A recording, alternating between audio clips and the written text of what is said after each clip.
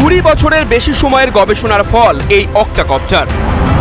পরবর্তী সময়ে প্রধানমন্ত্রী নরেন্দ্র মোদীর স্বপ্নের মেক ইন ইন্ডিয়া প্রকল্পের অন্তর্গত করে গবেষণায় পুরোদমে ঝাঁপিয়ে পড়েছে ভারতীয় সেনা।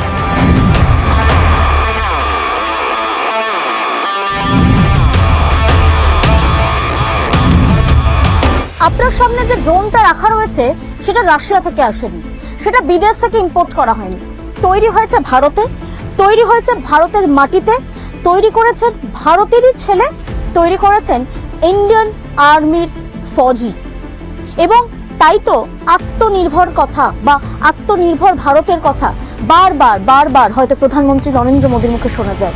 কারণ এভাবেই যেখানে আমাদের বিদেশ থেকে এই ধরনের হাইলি ইকুইপড একটা ড্রোন, যেটাতে গ্রেনেড লঞ্চ, ফায়ারিং সব করা যায়, সেগুলো বিদেশ থেকে আনতে যে খরচ হতো তার হাফেরও হাফ খরচায় ভারত এটা বাড়িতেই বানাচ্ছে। বাড়িতে বলছি কারণ ভারতের মাটিতেই এটা তৈরি হচ্ছে।